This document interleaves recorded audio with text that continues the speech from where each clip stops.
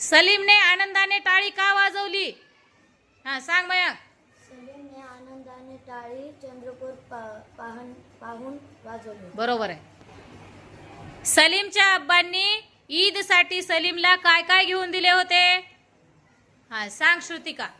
सलीमचे आबा सलीमला नवे विजार, नवे मोजे, नवे बुटे, नवे असे सारे काही नवे नवे घेतले. बरोबर आहे. बसा. सलीम खडबडून केव्हा जागा झाला? सांग श्रेयस. सलीम खडबडून भला पाटे जागा झाला. बरोबर. बसा. आंघोळी झाल्यास सर्वांनी काय केले? हा सांग विठ्ठल. नवीन कपडे घातले, अत्तर लावले आणि डोळ्यामध्ये सुरमा घातला. आंघोळ झाली. बरोबर.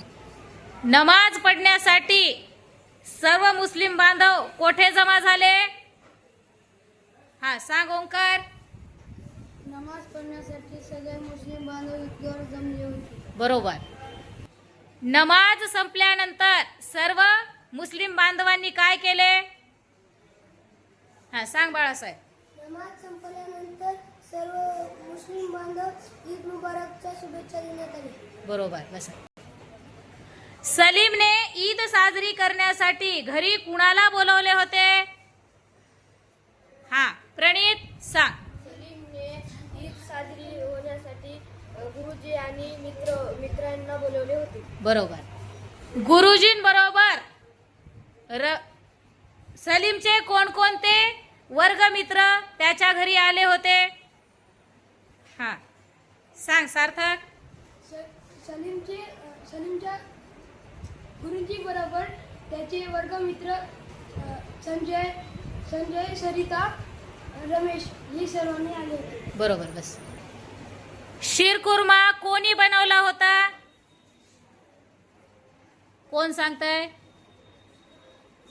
हा सांग बरं. शिरकुर्मा कोणी बनवला होता? शिरकुर्मा नसीम दीदीने बनवला होता. बरोबर. नसीम दीदीने शिरकुर्म्यात काय काय टाकले होते? हा सांग मिथून. दूध, साखर, शेवया व सुकामेवा नसीम दीदीने शिरकुर्मा बनवण्यासाठी टाकले होते. Very good. शिरकुर्मा हा कोणत्या सणाचा खास पदार्थ आहे? हा विद्या सांग. शिरकुर्मा हा रमजान ईदचा खास पदार्थ आहे. बरोबर. रमजान महिन्यातील उपवासाला काय म्हणतात? हा अनुज सांग. रमजान ईदच्या उपवासाला रोजा असे म्हणतात. बरोबर. गणेश चतुर्थीचा विशेष पदार्थ कोणता? हा श्रेयस सांग.